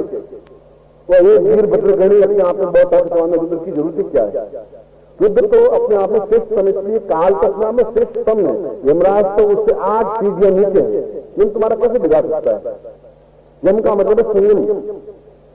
संयम मेरा खुद का संयम, एकदम से पूर्ण यौवन, पूर्ण चेतना, पूर्ण क्षमता, पूर्ण श्रेष्ठता, पूर्ण दिव्यता। और अगर ये नहीं है तो फिर जीवन में आपने आनंद लिया ही नहीं। यौवन क्या होता है उसको आपने देखा नहीं। आप ये कहते हैं 25 साल का जवान हूं, मैं हूं, तुम क्या कर देगा? मैं भी जवान हूं, 26 साल का हूं। अरे तानी कहां से 26 साल का जवान कहां से हुआ? क्या नहीं 26 साल का नहीं हो सकता क्या? अब गद्दी भी अपने आप को 20 साल की कहे कि मैं तो बहुत सुंदर हूं, अप्सरा हूं। अब वो गद्दी भी कहे 20 साल की गद्दी की अप्सरा ही हो, मैं तो कहता हूँ गद्दी नहीं है। पर सुंदरता कुछ और चीज होती है, यौवन कुछ और चीज होता है। यौवन ये होता है कि ठोकर मार दे और हिमालय कम से 2 किलोमीटर दूर सरक जाए, उसको यौवन कहते हैं। उसको यौवन कहते हैं। ये छोटे मोटे यौवन नहीं कहलाता। आपके भाग्य में विदा करने थोड़ा उल्टा लिखिए, पढ़ा नहीं। पहले आपने बचपन लिखा, फिर बुढ़ापा लिखा, फिर बाद में जीवन अब आएगी। अब मैं मिला हूं, अब आपको यौवन दूंगा, आप देखा नहीं। और इसलिए आप जिनसे शादियां की, वो भी शादी करते समय तो बहुत ही अप्सरा थी, मैं नहीं मानता। आज भी मैं उनको आज भी अप्सरा ही कहता हूँ, उनको मैं नाराज कर नहीं सकता, क्योंकि आपने घर में जाकर सही होगी। मगर मैं उनको सही अर्थों में अप्सरा बना के दिखा देना चाहता हूँ कि सौंदर्य क्या होता है। वह भी कालरात्रि के माध्यम से संभव है। काल का मतलब है सौंदर्य। आप 100 साल जिए, पोपले मुंह से जिए, क्या जीवन जिया, फिर यौवन कैसा हुआ, फिर आपने चश्मा चढ़ा हुआ रहा,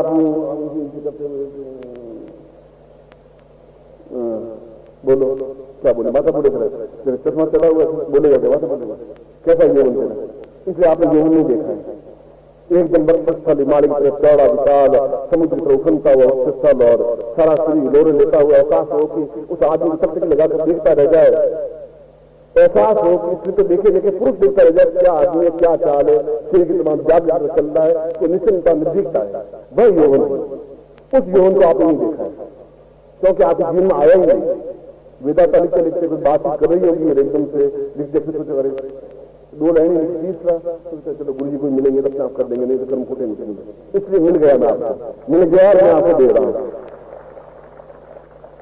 मैंने देखा यौवन और यौवनवान हूं और जीवन के अंतिम क्षण तक भी यौवनवान बना रहूंगा। मंत्र के पास आऊंगा, पहले चल के जाऊंगा, उसको कहूंगा तुम अभी 20-25 साल बाद में आना, उन लोगों को सबको यौवनवान बनाना है, कोई कुछ बिगाड़ नहीं सकता, संभव नहीं है, ना आपका न मेरा। और जो ये बात कह रहा हूं वह केवल साधनात्मक और हमारे ऋषियों की वाणी को बोल रहा हूं। मेरे मुंह से गंदी बात निकलती, गाड़ी नहीं निकलती, मेरे मुंह से ऊंची बात निकलती नहीं। मैं बोलता हूं, दो तो बोलता हूं, साफ बोलता हूं, शत्रु के सामने भी साफ बोलूंगा और शत्रु भी क्या बिगाड़ेगा मेरा, करेगा क्या।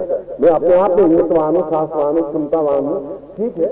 इस युग के अनुसार एक गतिशील होना एक दूसरा कर्तव्य है, मगर इसका मतलब ये नहीं है कि कोई मुझे झुका सके या मुझे दिखा सके। गालियां देने वाले तो पोपली मुंह से 50 गालियां दे देंगे, कुछ भी चैलेंज कर देंगे, कुछ भी छोटी मोटी बात कर देंगे। गली में एक मजदूर खड़ा खड़ा गाली दे देगा, मैं सड़क पर जाकर उनको गाली नहीं दे सकता। मेरे एक गरिमा है, मैं कमरे में बैठा हुआ खड़ा रह सकूंगा, वो सड़क पर गाली देके जा सकता है क्योंकि वह मजदूर है। मैं मजदूर के नियर पर खड़ा नहीं हो सकता, मैं उसके जमा कुछ नहीं मिल सकता। और लोग गुरु जी घर में घुस के बैठ गए, हिम्मत में आए, सबसे आगे माँ की गाली गाली देके दिखाए। अब मैं उसकी माँ को जानता ही नहीं, माँ गाली कहां से दूंगा, मैं साले कैसे बोलूंगा, मैं साला तब बोलूंगा, उसकी बहन मेरी पत्नी बनेगी तो साला बोलूंगा। और तुम लोग दुआ बहुत साले बोलते रहते हो, मैं मालूम कितनी तुम्हारी पत्नी है, तुम्हारी पत्नी तुम्हें टोकती नहीं, अरे को तुम साले बोलते रहते, पत्ते लोग तुम ये क्या, ये कहां से बहन लाए थे, तुम्हारी पत्नी करती क्या, ये मुझे कुछ समझ नहीं आता। मैं तो पत्नी लोगों को पकड़ेगी, तुम साला कैसे बोले उसको। वो दूसरी कौन सी है, एक ने कहा कि तुम 100 हो, तुम 1 हो, बहुत सुंदर, तुम मेरी पत्नी हो, सुंदर हो, 100 में 1 हो, तुम निन्नों कौन सी बात, पहले वो बता, निन्नों वो लिस्ट दे दे, मैं 100 में 1, मैं 100 में, तो निन्नों ने वो लिस्ट पूरी मुझे पहले मैं इसका हिसाब बता दूँ, तुझसे बाद मिलूंगा तुम्हें यौवनवान बनूंगा। इसलिए आज की रात्रि को काल रात्रि कहा गया और कल की रात्रि को लक्ष्मी रात्रि कहा गया। ये काल रात्रि आज की रात्रि काल रात्रि, इसलिए कि जब काल पर विजय प्राप्त करेंगे, यौवनवान बनेंगे, ताकतवान बनेंगे, तो हमारे घर में लक्ष्मी टिक सकेगी। गरीब के घर में, असहाय के घर में, निर्धन के घर में, अपाहिज के घर में, वृद्ध के घर में लक्ष्मी टिक नहीं सकती, क्योंकि पुरुष पुरातन की वधू कौन संचला हो। कि विष्णु खुद वृद्ध हो गए, इस लक्ष्मी उसके यहाँ रहती नहीं, या तुम्हारे घर में आके बैठ जाती है, इनके घर में आके बैठ जाती है, और वो संचला है, और जवान संचला होगी, एक दिन टिकेगी नहीं। अगर आप में ताकत पौरुष है तो नहीं सकते, और आपको ताकत और पौरुषवान बनाना, उसको सौंदर्यवान बनाना, यह गुरु का कर्तव्य है। इसलिए वो सुंदर बने, इसलिए कि आपके लोग देखें, आपके पड़ोसी, आपके पूर्वज, आपके मित्र, आपके स्वजन, आपके संबंधी, आपके घर वाले की ये गए तो कुछ बन के आए है, कुछ ताकत है, कुछ क्षमता है, तो सब इसका रंग उनको मिला है।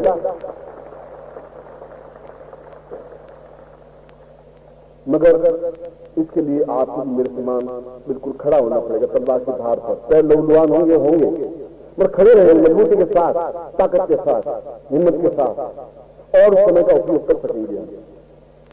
इसलिए आज की रात्रि अपने आप में एक अत्यंत महत्वपूर्ण रात्रि है, क्योंकि आज आप सोएंगे कुछ और रूप में, कल आप उठेंगे कुछ और रूप में। आज आप वृद्धता के रूप में सोएंगे, कल उद्दाम यौवन के रूप में उठेंगे, तब मैं आपको कल दूसरे प्रयोग करवा सकूंगा जो अपने आप में अद्वितीय अद्भुत प्रयोग है। इसीलिए ये जीवन में जरूरी है। मैं भी आज सोच रहा था कि कोई छोटा मोटा दूसरा प्रयोग करवा दूं, मगर मैंने कहा कि ये सब प्रयोग तो फिर रह जाएगा, कैसे रहेंगे सब, कौन बताएगा इनको, कौन समझाएगा कि तुम यौवनवान हो, बचपन हो। कई लोग ऐसे होते हैं 50 साल की उम्र में बचपन बने रहते हैं, बचपन की बातें करते रहते हैं बच्चों की तरह, खाने की, पीने की, बस छोटी मोटी बातें करते रहते। सोचता हूँ ये बच्चे साले, इनमें तो है ही नहीं। लोग भी कहते हैं ये ओछापन है, तुच्छता है, कोई खास नहीं, गरिमा नहीं। कुछ लोग बस बुढ़ापे की बातें करते रहते हैं, अब हमारा क्या है, बस 40 के बाद में कुछ नहीं होती, 60 साल के बाद, 40-45 साल के बाद अखबार पढ़ते रहते हैं, बैठे रहते हैं, बस स्कूल जाते हैं, बाबू बन जाते हैं, बस कुछ होता ही नहीं। बस जीवन नहीं है, ऐसी नौकरी नहीं चाहिए हमें। मैं आपको नौकरी करने नहीं चाहता हूँ, कलेक्शन पूरा करवाना चाहता हूँ, नौकरी आपकी जरूरत नहीं है। किसकी नौकरी करेंगे? नौकरी हम अपनी खुद की करेंगे, भगवान की नौकरी करेंगे। इन सब लोगों की नौकरी क्या करना है, गुलाम की नौकरी क्या करना है, राज्यों की नौकरी क्या करना है, क्या वो देंगे तुम्हें? तुम्हें गिन करके 6,000 रुपये देंगे, 8,000 रुपये देंगे, 10,000 रुपये देंगे, 15,000 रुपये देंगे, होंगे क्या? 30वीं तारीख तक तुम कम्युनिस्ट बने हुए कुर्सी जेब खाली करके खड़े हो जाते हैं, तो खर्च हो गए, लड़की की शादी हुई तो कर्जा लेना पड़ जाएगा। ऐसा जीवन तुम्हें नहीं जीना देना है। मुझे तो, मैं तो चाहता नहीं हूँ कि तुम ऐसा जीवन जियो, और तुम जियो तो मैं आपको रोक नहीं सकता, मगर वैसा जीवन भी क्या काम था? जीवन अपने आप में पौरुषवान और पूर्ण यौवनवान बना रहना चाहिए। अपने आप में तुम्हें क्षमता आनी चाहिए कन्वर्ट होने की, अपने आप में पूर्णता प्राप्त करने की। और ये रात्रि अपने आप में पूर्णता प्राप्त करने की रात्रि है, यौवन प्राप्त करने की रात्रि है, समय को पकड़ने की रात्रि है, पूर्ण कायाकल्प की रात्रि है, पूर्ण सौंदर्य प्राप्त करने की रात्रि है, पूर्ण यौवन उद्दाम वेग प्राप्त करने की रात्रि है। इस रात्रि को जब मैं साधन हो जाऊंगा तो मैं आपको पूर्ण महाकाली प्रयोग संपन्न करवाऊंगा, जो कि कालरात्रि पूजन होगा, कालरात्रि प्रयोग होगा। उस कालरात्रि प्रयोग को आप खुद एहसास करेंगे कि जिंदगी में आपने सुना नहीं, अब 20 महीने तक सुना नहीं पाएगा। ये गारंटी बात।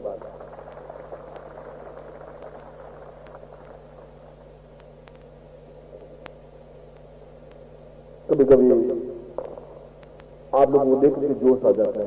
जोश इसलिए आता है कि ये लड़के कमजोर क्यों है, इन लड़कों को कुछ देना चाहिए मुझे। अगर च्यवनप्राश खाने से कुछ होगा नहीं, आंवले में गुड़ मिला दो च्यवनप्राश बन जाएगा। शीशी मर दो, ऊपर थोड़ा बर्फ लगा दो, च्यवनप्राश में कुछ नहीं होता है। पुराना गुड़ और उसमें थोड़ा सा आंवले मिला दो, ये च्यवनप्राश बना। फिर आप विज्ञापन कर लीजिए, धुआं दो, ये च्यवनप्राश। और च्यवनप्राश से जवान होते तो फिर दुनिया में मुझे तो बुढ़ापा को दिखाई नहीं देता।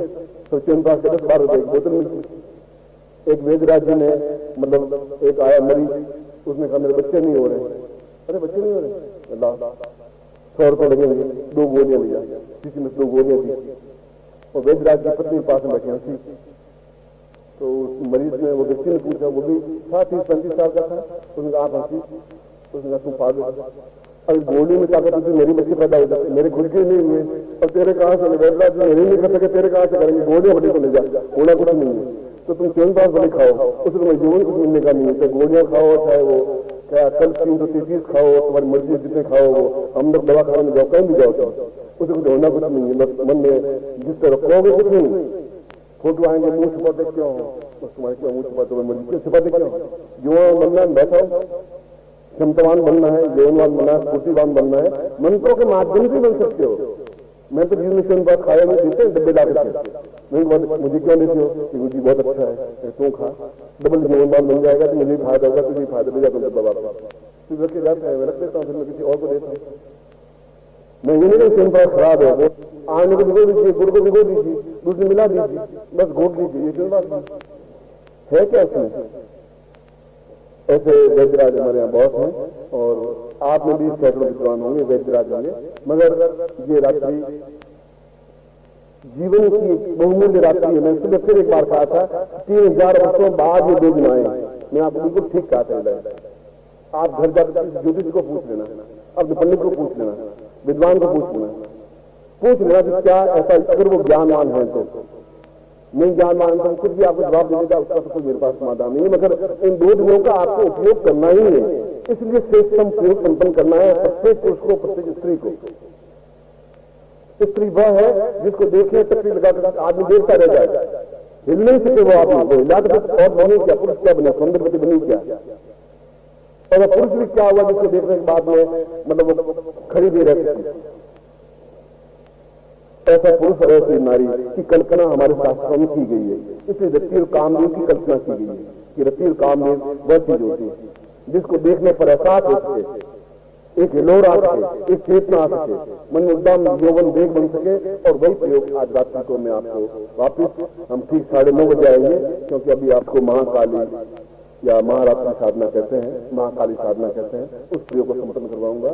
और आप में से प्रत्येक के लिए और मेरे लिए भी, क्योंकि आपके बाद में कुछ प्रयोग संपन्न करूंगा।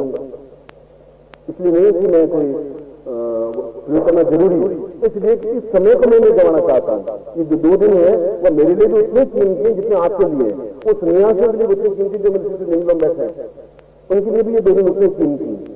आपके पास बैठा हूं तो रात्रि को उनके पास मुझे जाना पड़ेगा, उनको भी यही साधना करवानी पड़ेगी कि यह दिन 3000 वर्षों बाद, मैंने कहा तुम्हारी 15वीं पीढ़ी के बाद मुझे आप दिन ना पाएंगे। मैं चाहता हूं कि आप कल जब मुझे दिखें तो आप अपने आप में एकदम से परिवर्तन अनुभव करें। एक दिन में सब कुछ बदल नहीं जाएगा, एक दिन में आप एकदम से 20 साल के मतलब वैसे मुक्ति हमारे वैसे नहीं मिल जाएंगे, मगर अपने आप में एहसास होगा कि आप कुछ बन सकें, कुछ है, कुछ खून में ताकत आई है, तेज भी आई है, ताजगी आई है, हिम्मत आई है, साहस आया है और कुछ करने की क्षमता आई है, कुछ ऐसा आया जो कुछ आप कर सके। और जो कुछ कर सके तब आप पुरुष हैं, तब आप मेरे शिष्य हैं, तब आप श्रेष्ठ हैं, तब मैं आपकी सराहना कर सकता हूं, तब मैं आपको सीने से लगा सकता हूं, तब आपकी पूर्णता कर सकता हूं। अट्टाट्टहासम शिवम शिवरूपमेवं काली करालवदनं संसान भूपम नित्यं वदान्य भवतीं भवपूर्वपूर्वं काली कपाली करलां परवां परंसम्। इस श्लोक में भगवती महाकाली के विशिष्ट स्वरूप को चित्रित किया है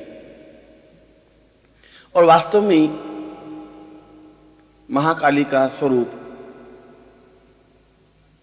अपने आप में ही विचित्र है,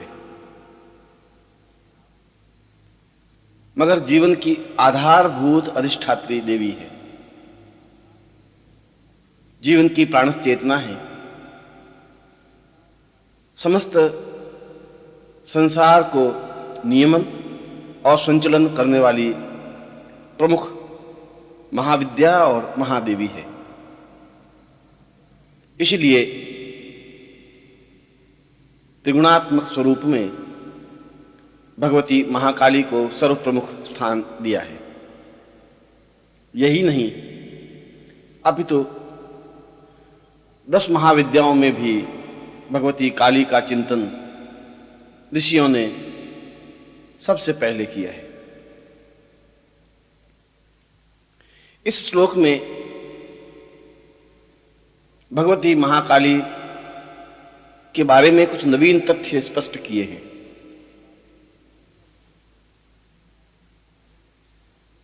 भगवती काली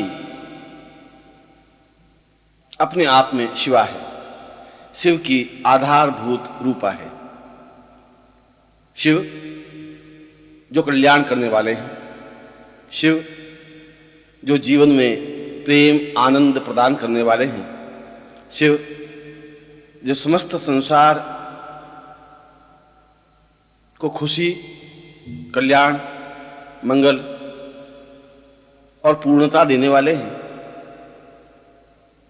उनकी आधारभूत शक्ति महाकाली है। इसका तात्पर्य यह हुआ कि व्यक्ति जीवन में तब तक आनंद और पूर्णता अनुभव कर ही नहीं सकता जब तक कि वह शक्तिमान न हो। इसीलिए शिव और शक्ति का अपने आप में संबंध है। यदि आप शिवमय बनना चाहते हैं, कल्याणमय बनना चाहते हैं, जीवन में पूर्ण शांति और सुख प्राप्त करना चाहते हैं, आनंद और सुख को प्रवहमान करना चाहते हैं, तो यह आवश्यक है कि आपके पास शक्ति हो, आप में शक्ति का आराध्य और आराध्य रूप हो। जो जीवन में महाकाली की साधना नहीं करता, वह जीवन में निर्भय और निष्कंटक हो ही नहीं सकता। और जब तक भय है, डर है, तब तक जीवन में सुख और शांति कैसे प्राप्त हो सकती है? यह तो जीवन बाधाओं, कष्टों, पीड़ाओं से भरा हुआ है। पग पग पर शत्रु हैं, परेशानियां हैं, बाधाएं हैं, अड़चने हैं, दुर्घटनाएं हैं और मृत्यु का भय है। इनसे निजात कैसे पाई जा सकती है? इनसे छुटकारा कैसे पाया जा सकता है? प्रयत्न करने से तो यह संभव नहीं है। कौन चाहता है कि उसके जीवन में परेशानी हो? कौन चाहता है कि उसके जीवन में भय हो? कौन चाहता है कि वह तनावग्रस्त हो? फिर भी मनुष्य के जीवन में तनाव, चिंताएं, परेशानियां होती ही हैं और व्यक्ति के परिश्रम से, व्यक्ति के प्रयत्न से इन तनावों से छुटकारा नहीं मिल सकता।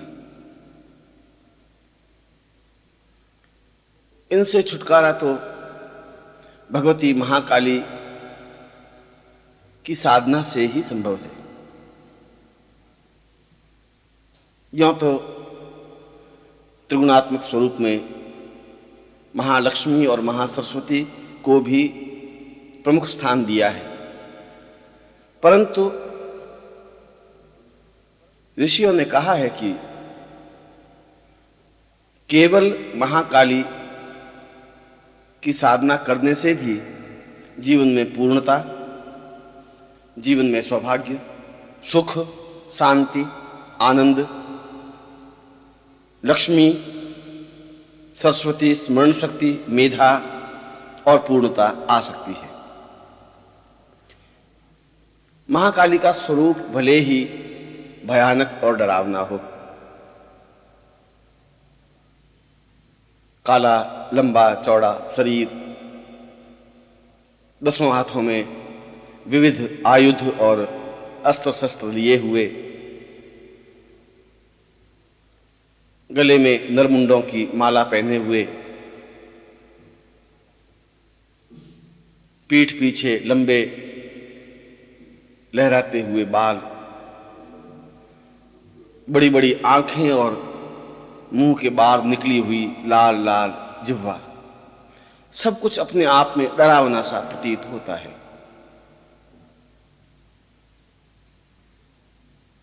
और लोग ऐसा सोचते हैं कि इस डरावने स्वरूप की साधना सामान्य साधक के बस की बात नहीं है। ऐसी बात नहीं है। यह डरावना स्वरूप साधक के लिए नहीं है,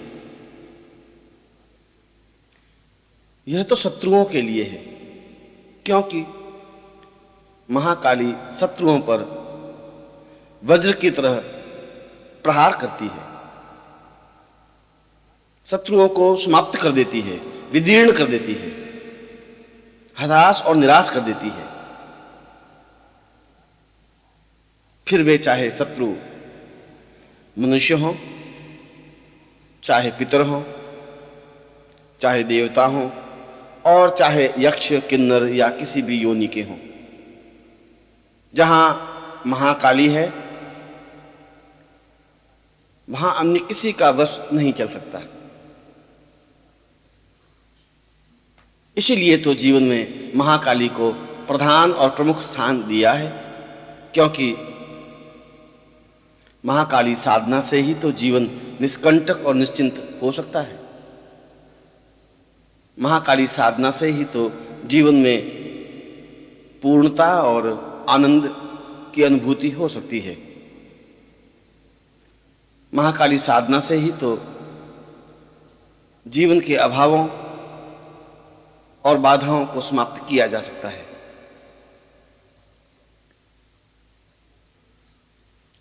और जीवन में शत्रु केवल देवता, पितर या मनुष्य ही नहीं होते,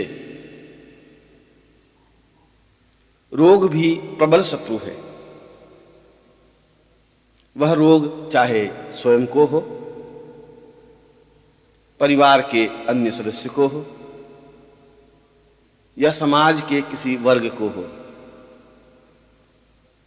रोग को भी तो शत्रु कहा गया है, और इस शत्रु की समाप्ति, रोगों से पूर्ण छुटकारा भी महाकाली साधना से ही संभव है। रोगान शेषा, काली का नाम लेते ही रोग पीछे नहीं रहते, रोगों का अवशेष रहता ही नहीं, उनका अस्तित्व समाप्त हो जाता है।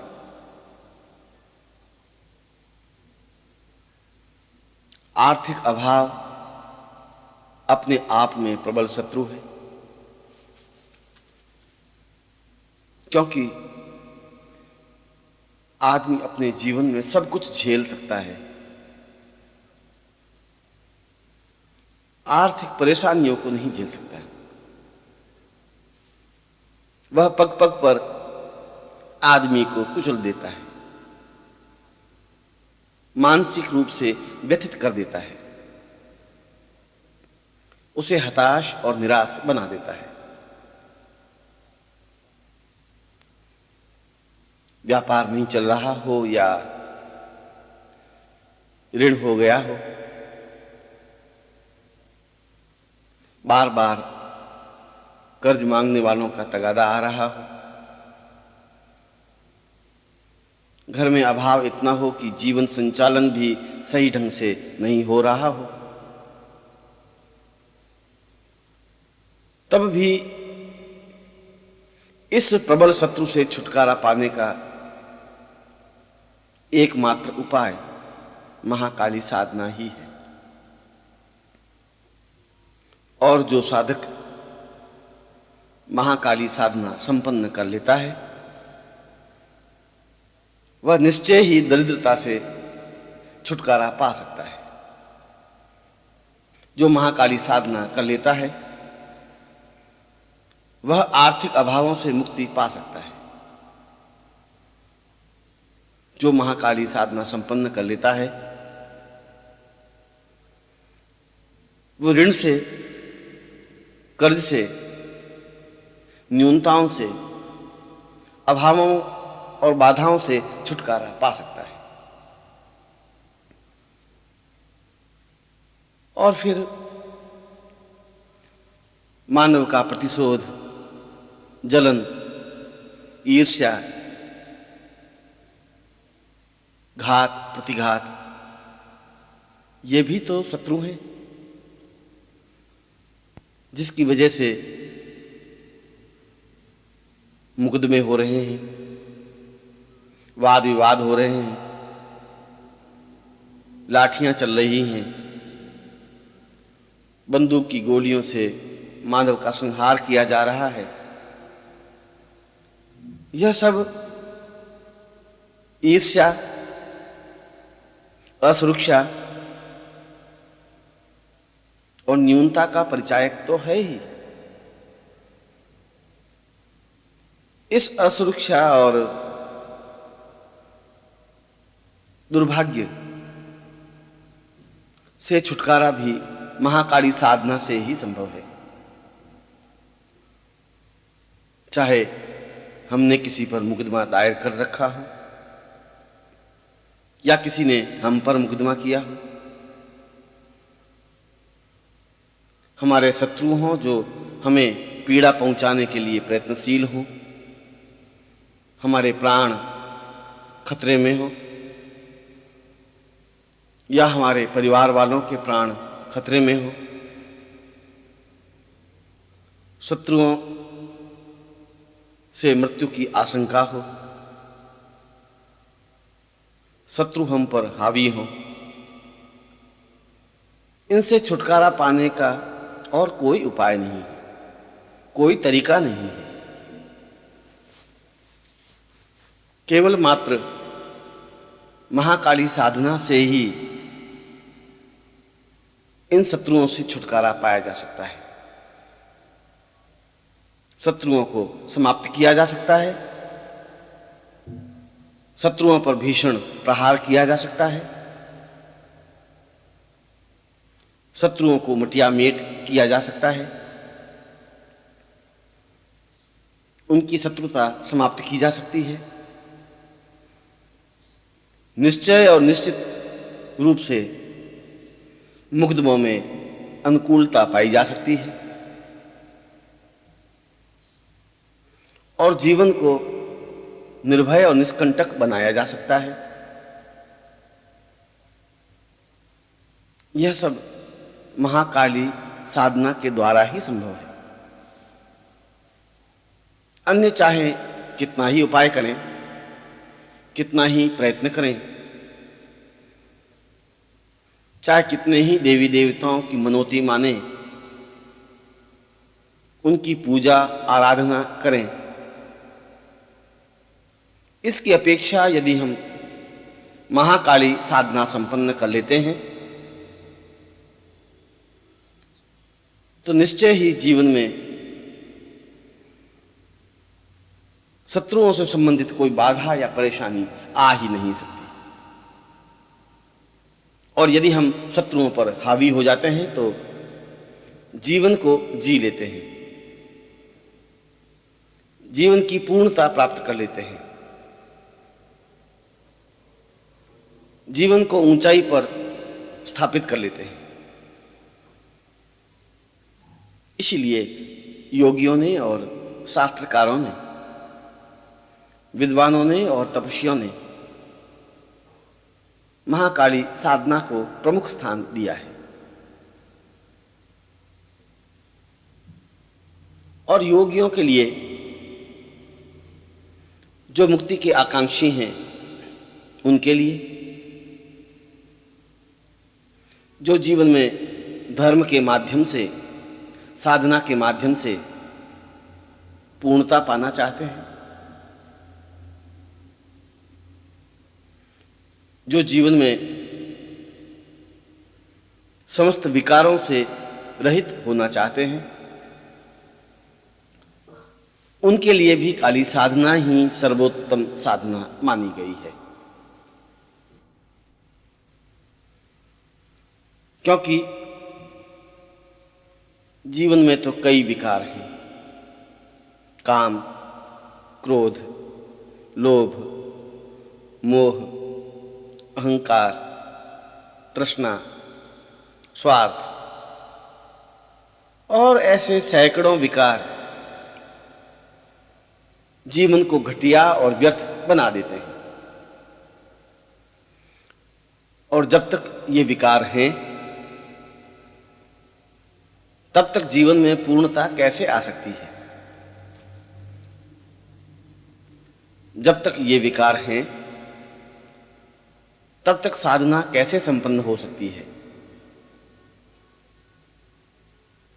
जब तक मन में लोभ, मोह, क्रोध, अहंकार है तब तक प्रभु के दर्शन कैसे हो सकते हैं? पूर्णता कैसे आ सकती है? ब्रह्म में लीन कैसे हो सकते हैं? और इन विकारों से छुटकारा पाने का कोई उपाय नहीं है, कोई साधना नहीं है, कोई पद्धति नहीं है।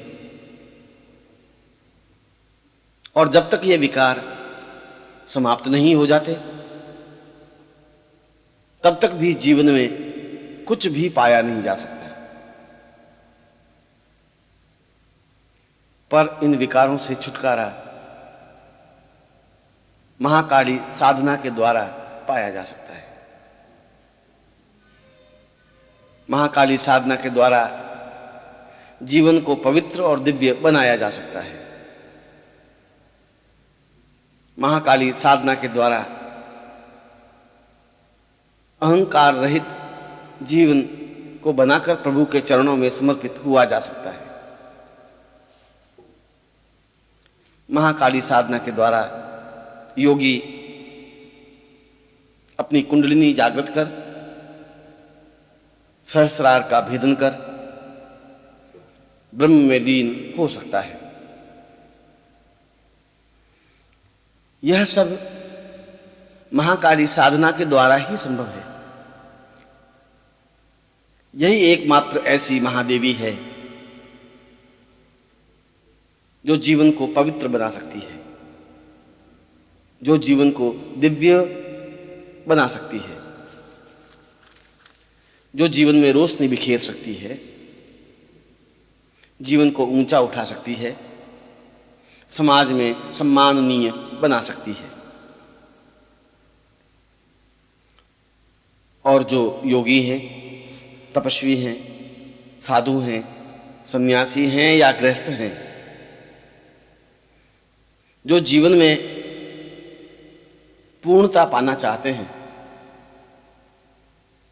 आनंद की सृष्टि चाहते हैं, उनको महाकाली साधना तो करनी ही चाहिए, क्योंकि महाकाली धन, वैभव, ऐश्वर्य, संपन्नता, सुख और सौभाग्य तो प्रदान करती ही है, साथ ही साथ बाधाओं, पीड़ाओं और कष्टों को भी दूर करने में समर्थ है, अभावों और न्यूनताओं को निरस्त करने में भी सहायक है, चिंताओं और तनावों से समाप्त एक उन्मुक्त जीवन प्रदान करने में भी सहायक है। जहां ये सृजनात्मक है, वहीं यह संहारात्मक भी है। इसीलिए महाकाली को सर्वोच्च महाविद्या कहा गया है। इसीलिए महाकाली साधना गृहस्थ व्यक्तियों के लिए और सन्यासियों के लिए समान रूप से उपयोगी बताया गया है। और फिर यह भ्रांत धारणा है कि महाकाली साधना उग्र साधना है या तांत्रिक साधना है। महाकाली तो अपने आप में अत्यंत सरल, सामान्य और सहज साधना है, श्रेष्ठ साधना है, जो किसी भी इष्ट को मानने वाले हों, गायत्री उपासक हों, सात्विक साधना करने वाले हों, चाहे शैव हों, चाहे वैष्णव हों, चाहे शाक्त हों, प्रत्येक इस साधना को संपन्न कर सकता है, क्योंकि महाकाली का स्वरूप ही अपने आप में उग्र है। महाकाली स्वयं अपने आप में अत्यंत सरल और सामान्य है, शीतलता प्रदान करने वाली है, सुख और सौभाग्य देने वाली है। और गृहस्थ व्यक्ति भी इस साधना को संपन्न कर सकते हैं, गुरु के चरणों में बैठकर या अपने घर में,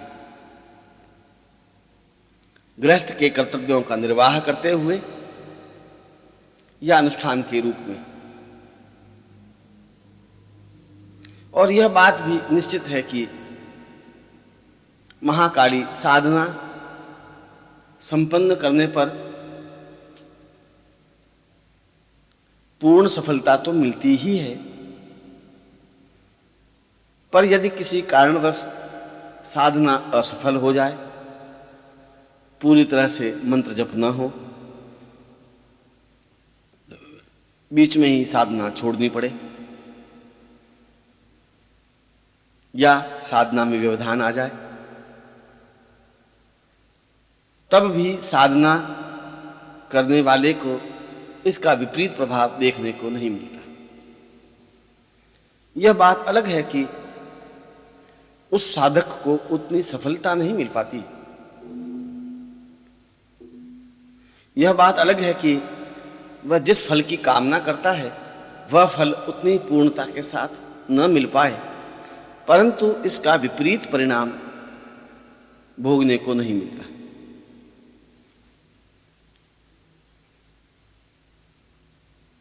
इसलिए गृहस्थ व्यक्ति भी निष्कंटक और निश्चिंत होकर इस साधना को संपन्न कर सकते हैं। उनको महाकाली साधना संपन्न करनी ही चाहिए, और जो महाकाली साधना संपन्न कर लेता है, अन्य साधनाएं अपने आप उसके लिए सरल और सामान्य हो जाती। फिर उसे अन्य साधनाओं में असफलता नहीं देखनी पड़ती। फिर उसे पराजय का मुंह ताकना नहीं पड़ता है। फिर उसे जीवन में हताशा या निराशा नहीं होती।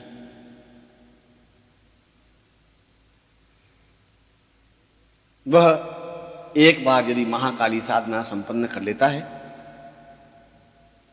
तो सैकड़ों साधनाएं तो स्वतः सिद्ध हो जाती हैं।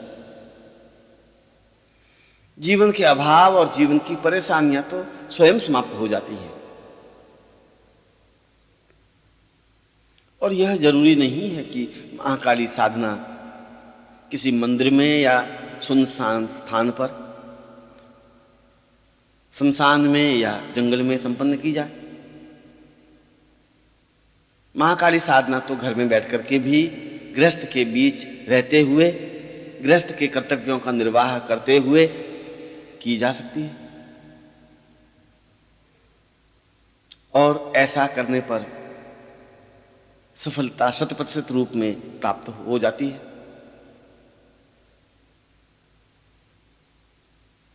जो जीवन में कुछ करना चाहते हैं, जो अपने जीवन में उन्नति के शिखर पर पहुंचना चाहते हैं,